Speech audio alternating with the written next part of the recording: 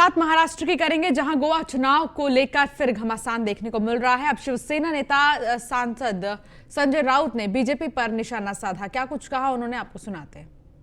Bharatiya Janata party ने ये उनके ऊपर थोपा है। मुझे लगता है मनोहर पर्रिकर एक ऐसे नेता थे गोवा के, जिसने गोवा का नाम देश में रोशन कर दिया। ये राजनीति का चरित्र कैसा होना चाहिए, ये पर्रिकर साहब ने दिखाया था पूरे देश को। लेकिन उनके लड़के को जिस तरह से अपमानित किया गया गोवा में, देश की राजनीति में, ये गोवा की जनता को अच्छा नहीं लगा।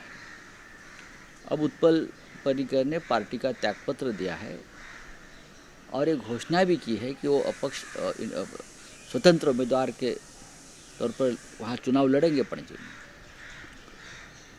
अब ये लड़ाई होगी बेईमानी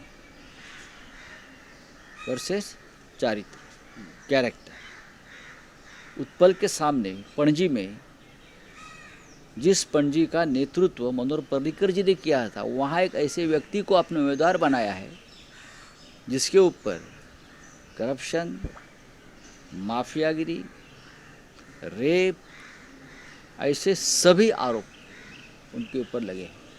शिवसेना के रचयिता बालासाहेब ठाकरे के जन्मदिवस पर मुंबई की मेयर ने माझी मुंबई ऑनलाइन ड्राइंग प्रतियोगिता विजेता बच्चों का सम्मान किया है। बालासाहेब ठाकरे के जन्मदिवस के अवसर पर मेयर किशोरी पेडनेकर ने माझी मुंबई पर आयोजित बच्चों की ड्राइंग ऑनलाइन प्रतियोगिता के विजेता को सम्मानित किया है। मुंबई की मेयर किशोरी पेडनेकर ने पार्क और चिड़ियाघर के पेंगुइन हॉल सम्मेलन में घोषणा करते हुए कहा कि कोविड के चलते बच्चों के ऑनलाइन शिक्षण शुरू हैं और बाला साहेब ठाकरे एक बड़े चित्रकार थे और उनके जन्मदिन के अवसर पर बच्चों को सम्मानित किया गया। पद्धतीने तो सेल्फी काढतोय आणि या माध्यमातून ती मुलं सांगतायत सेल्फी नक्की घ्या, पण पहिलं स्वतःचं संरक्षण करा। हा त्यांचा लोकांसमोर पोहोचवण्याचा विषय। त्यामुळे त्याला द्वितीय क्रमांक मिळालाय, तिला मी तिचंही अभिनंदन करते।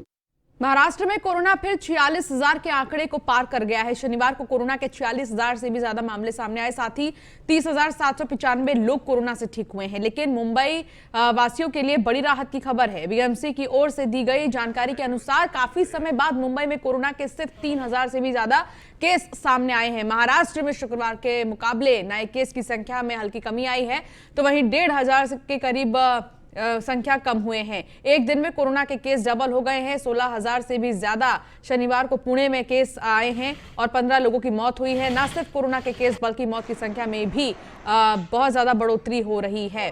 ऐसे में 24 जनवरी से स्कूल खोलने की इजाजत अभी नहीं दी गई है। शनिवार को कोरोना रिव्यू मीटिंग में उन्होंने साफ कहा कि अभी एक हफ्ते और रुकेंगे और आगे का निर्णय बाद में लिया जाएगा।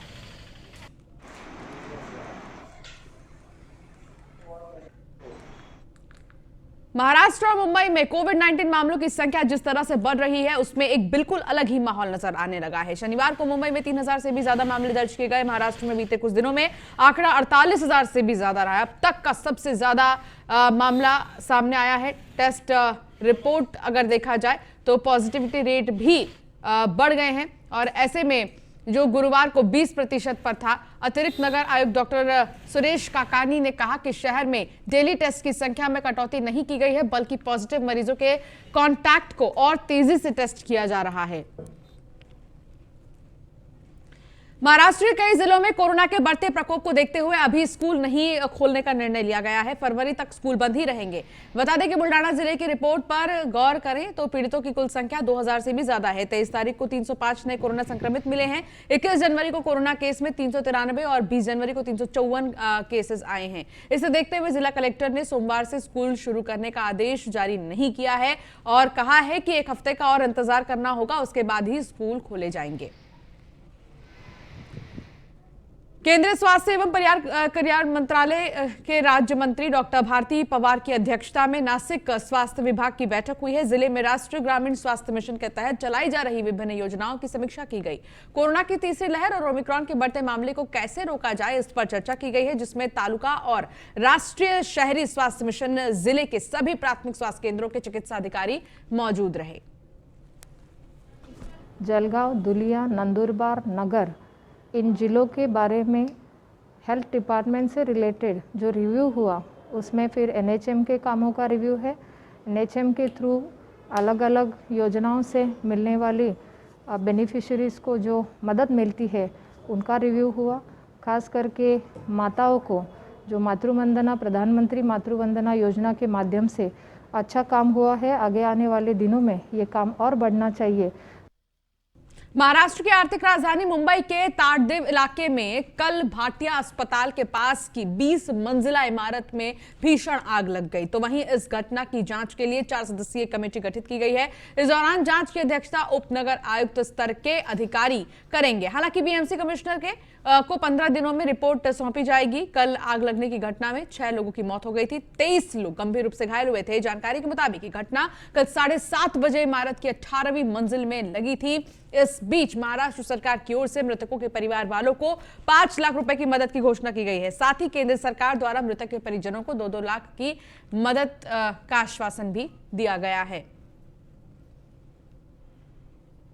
तो भीषण आग लगी और आग के चलते जितने भी लोग घायल हुए हैं उन्हें आर्थिक मदद दिया जाएगा।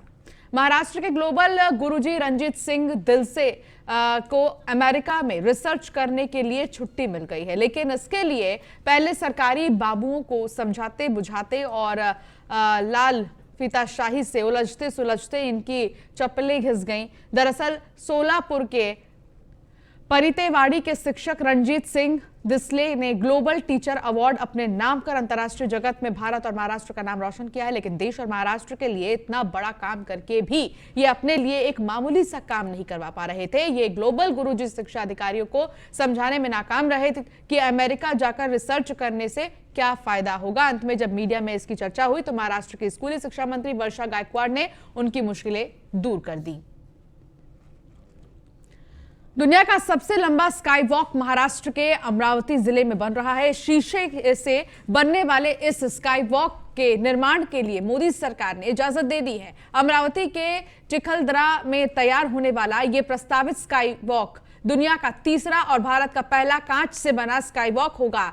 ये 407 मीटर लंबा होगा। फिलहाल दुनिया का सबसे लंबा स्काई वॉक स्विट्जरलैंड में है। स्विट्जरलैंड का स्काई वॉक 397 मीटर लंबा है। चीन के स्काई वॉक की लंबाई 360 है। अमरावती के स्काई वॉक के निर्माण के प्रस्ताव को लेकर कुछ समस्या पहले आ रही थी। केंद्र की मंजूरी के बाद इसके निर्माण के काम में अब तेजी आएगी, क्योंकि इसको केंद्र की तरफ से मंजूरी दे दी गई है।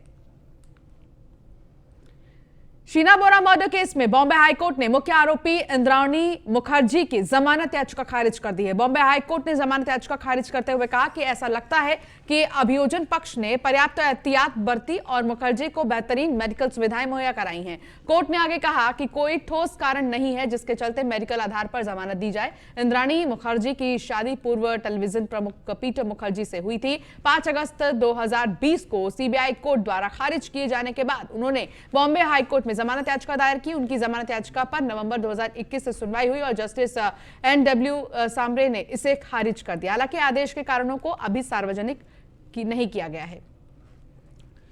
बालासाहेब ठाकरे की जयंती के अवसर पर शिवसेना उपनेता विनोद घोषालकर के मार्गदर्शन में नगर सेविका तेजस्वी अभिषेक घोषालकर ने सफाई अभियान चलाया है। सफाई अभियान में मिशन टुगेदर मुंबई का सहभाग रहा है। मिशन टुगेदर मुंबई की टीम 1 साल से मैंग्रोव सफाई का काम कर रही है। सम्राट शिवसेना प्रमुख बालासाहेब ठाकरे जी की जयंती है और यही 1 साल पहले मिशन टुगेदर मुंबई, ये जो हमारी आज़ाद नगर साई बाबा नगर में रहने वाले NGO है, इसी दिन इस NGO के माध्यम से मैंग्रोव क्लीनअप कैंप की शुरुआत की थी। आज उसको 1 साल पूरा हो रहा है। मेरे ख्याल से कांदरपाड़ा और ये IC कॉलोनी परिसर में आप देखें तो गणपत पाटिल नगर से लेके ये नदी तक ये पूरा एरिया मैंग्रोव से भरा हुआ है।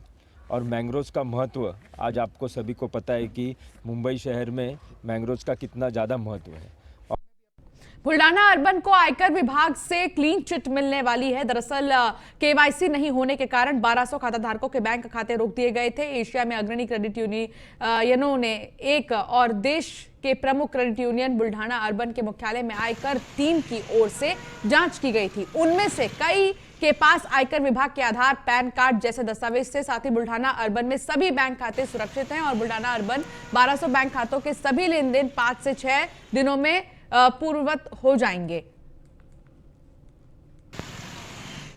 मुंबई में मध्य रेलवे की ओर से 14 घंटे के लिए मेगा ब्लॉक के चलते मुंबई लोकल ट्रेन समेत कई एक्सप्रेस ट्रेन सर्विस प्रभावित रही। इस दौरान ठाणे से दीवा स्टेशनों के बीच फास्ट लाइन की सेवाएं भी प्रभावित रही। बता दें कि शनिवार की रात आधी रात से मेगा ब्लॉक रविवार दोपहर 3 बजे 20 मिनट तक रहा।